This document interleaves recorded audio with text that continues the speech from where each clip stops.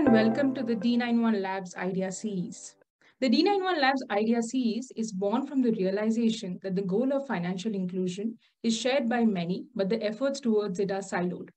We wanted to create a platform where we can highlight a diverse range of ideas and innovations that aim to move the needle further on financial inclusion. In this idea series, we will bring to you researchers, founders, and practitioners who share our passion for improving the financial lives of the people of India with thoughtful and innovative solutions. Our hope is that these interviews and stories will inspire the industry to build and serve the underserved in India. I am Monami Dasgupta, Head of Research at D91 Labs, and I will be hosting the discussion today.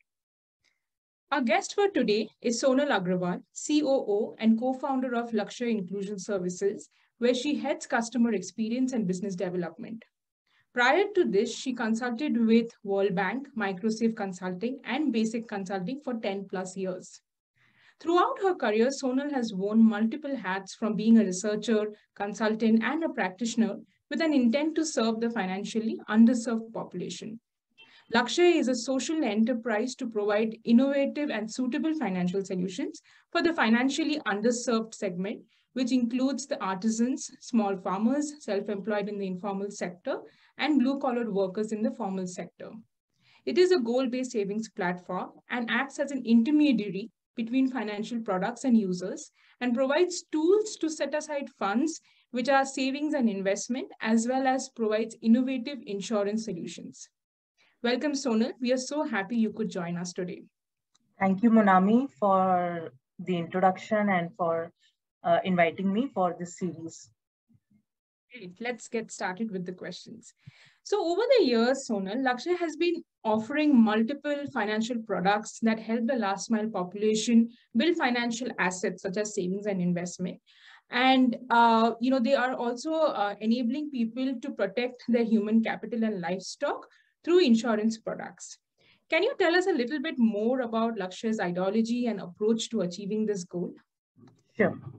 So see, if we will go to the basics of the household finance is that savings plus your income is what should be able to help you to fulfill your dreams. And credit is helpful for building house or, for new businesses. But over the years, what has happened is reliance on credit has increased, like even for your emergency, like your health, and for all needs like paying the school fees and all, credit has mushroomed.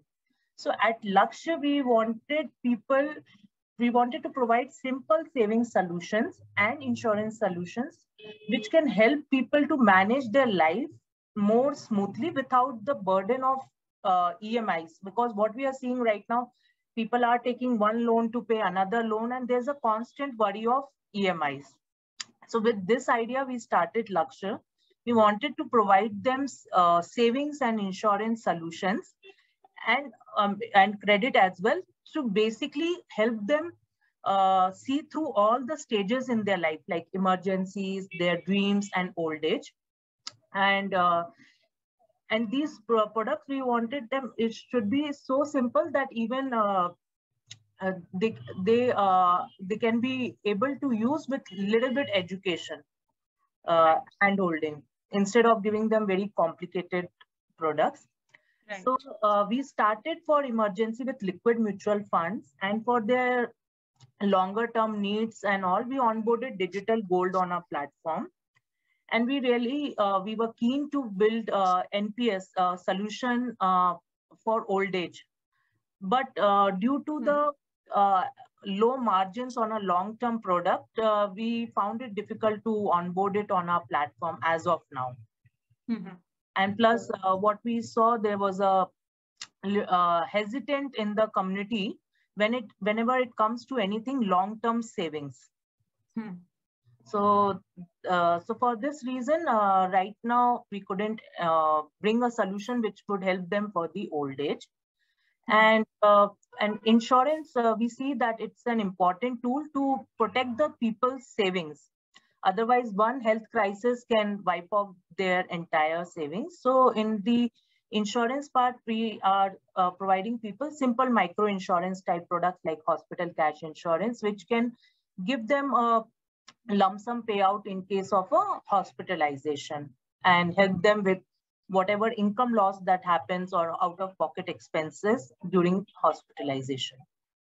Okay, this is great, Sonal. Thank you for sharing your business model with us. And one of the points that you raised that how challenging it is to serve products with lower margins or non-credit products. I really appreciate that Lakshya has gone in the entire asset building route of providing finance for the last mile population. But I also understand that there are a lot of challenges to do this. So my next question to you is I've often heard in the industry that it's difficult to build savings product for low income household, although there is a significant demand from it. From Lakshya's past experiences, what are some of the top regulatory as well as execution challenges that practitioners face when they want to build savings product for people who might not be very frequent users of formal financial services?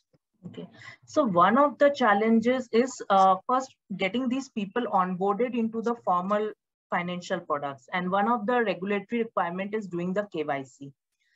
So what has happened is, all the things are right now mapped to the bank. Your Aadhaar is mapped, your phone number is mapped. So still regulation, whatever product you want to provide, every time you have to do a different KYC. So like when we started with mutual funds, we have to ask the customers to, give your documents for the KYC. Now, even the customer asked us, I have a bank account. At that time, I already given the documents. Why I need to give again the documents? So one of the regulatory challenges and which I see is the KYC, because right now the KYC requirements are so stringent. Like in mutual fund, a slight spelling mistake between PAN and Aadhaar will not let these people use the product.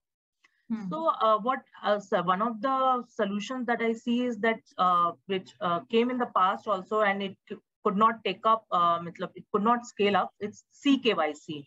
So if something like CKYC or a singular repository of KYC is there, it would ease the process of KYC for this segment and would help the fintechs who are working on savings and insurances to faster onboard these people. Right. So for example, in Lakshya also, when we reached out to 1,000 people, half of them got rejected despite they were willing to do the savings because they couldn't meet the KYC requirements. Right. Then and that's basic. I mean, just to get them on board is the first step. Yes, and so there was an intent, but we couldn't, give them the product because of the KYC challenge. The second challenge is that in savings, neither the regulation allows the organization, neither the customer is willing to pay for the services. So when you are serving even HNI or you are serving auto drivers, you have to provide the service at a same cost. Now, from an organization perspective, you have to earn money. So it's, at the end, then you will have to decide, okay, what is the easier target segment where you can optimize. So that's one of the other challenges.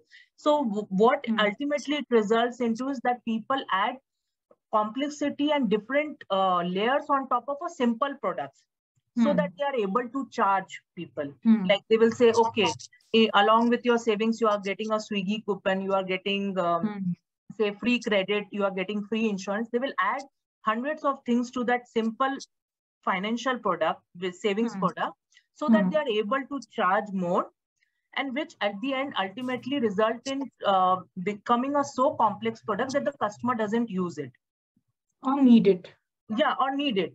And then what happens if you are if you really want to give a simple product like liquid mutual fund, which is a no-brainer type of a product, but then the margins are so low that you cannot sustain the operations on the margins, and at the same time you cannot charge the customers because neither the regulation will allow you, and plus in India the customers will say, for my own savings, why should I pay you?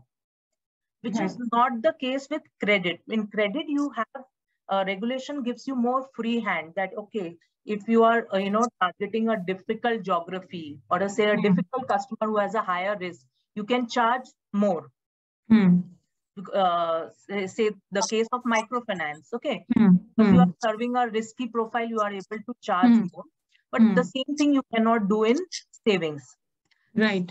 So that This is is really one. interesting. This is really interesting, the fact that you, said that savings as a product is not tailored to the kind of requirements that low-income households need, and neither is it very tailored to the institutions that are providing these products in terms of fees and in terms of customer acquisition cost and all of that. So that really makes it a difficult task to distribute the product at a scale. Yes, and that's why when you will see, it might have come to your interviews also, that when you will ask this segment, one of the savings product that is very popular with them is the endowment plans. And we all know why it is available at so much scale, because there's a huge incentives for the agents to push that product. Whereas if you will ask a simple product like term insurance and all, it will not be there because the incentives are not there. So that is how the supply side is there, and we have, the incentives are such that entire focus of the financial products is shifted towards credit. And that's the reason we are seeing today the household finances are more burdened with credit and debt, and instead of more towards building assets and savings. Right. This is really useful information, Sonal, especially for other startups and companies that are trying to build savings-based products for low-income household, but kind of face the same roadblocks that you mentioned just now. This also brings me to the last question for today's session, which is about the product gap in the market. So, you explained about how savings, you can offer tailored savings to a low-income household, but then it's just old wine in new bottle, and it's not really customized for the cash flows of the last mile. So in your opinion, Sonal, what are some of the savings and asset building products that your customer base needs, but are currently missing in the market, or they've not been designed for low-income households? And how do you think we should design savings products for low-income households?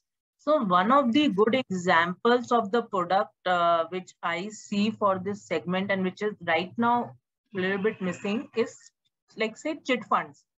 So if we see what chit funds allows them, it allows them to save, and at the same time helps them to leverage this savings to get the credit. So one of the things is that low-income households will never have enough, that the banks would be willing to give them credit based on their income. So there should be some products which help them to leverage those savings and assets which they have. Like even in gold, why gold is so popular with the segment? Because it helps them to leverage in times of credit. But what happens with gold and chit funds? These are not creating a long-term value for the customers. It is good for the short-term needs. So right now what we need is a product which helps this segment to save for the long term, and for the short-term gaps, they are able to leverage those long-term savings. So for example, one of the options could be that, the customers who are doing regular savings are given a differential interest rate when it comes to credit versus a customer who is not doing a regular savings. Or regular savings should be given more weightage during credit, say, underwriting. And also this may help to bring a change in behavior of the people also towards more the long-term savings. There are startups which have, come out with the solutions where they are saying, okay, you save and you will be able to get 60-70% against your savings and all. But what happens, these all are in short-term natures. So as long as the credit is there, people will save for 3, 4, 5 years, and then those savings are withdrawn. So what we need is a solutions where there is a sustained behavior of 10 to 15 years, and that savings can be used for the old age, and at the same time for the short-term needs, they are able to leverage it. Right. And the second thing what we require in the industry is something like UPI moment, like, some public infrastructure like ONDC, which other fintechs like Lakshya can leverage. to build out solutions, like they can write on that. Because right now building any saving solutions requires a huge capital investment in the tech. And that is also something which is non-starter for many of the organizations, because because the capital requirement is so much that many times the people, the organization postpone the decision of, say, providing saving solutions, and they would rather go with credit because there is more free hand, there's more investment available for it. So if something public infrastructure is there where basic layers of the products are there, and organizations can innovate and distribute it at a scale. Right. Something which happened with UPI. It's already designed. Now any new payment provider can come and quickly build new features on it and can roll out in the market. Right. Really interesting point, Sonal, especially on the UPI part. We hope that the tech that's being built and it's really, being useful for the affluent class, apart from the payments part. One of the good example of this is, and which I'm looking forward also, is what Setu has innovated around the FD and RD, right, where, it's available and people from any banks can use it. And and this is the kind of flexibility which we are looking for in saving solutions, and that's the reason why we took mutual fund when we started. But then in the mutual fund, the KYC hurdles are there. So something, these simple basic FD, RD, and more such products which are more interoperable and open banking is what would help in solving the problem. Right. Thanks, Sonal. This is really engaging and informative for us as well to know about what are the challenges that come in providing savings products for the last mile. What should startups keep in their mind when they are building out in this field and kind of offering these products. Thank you so much for taking the time to speak with us today. Lakshya has been doing some really good work in the space of financial inclusion, and we hope that you all grow from strength to strength in the future too. Thank you, Monami. Okay, thank you, Sonal.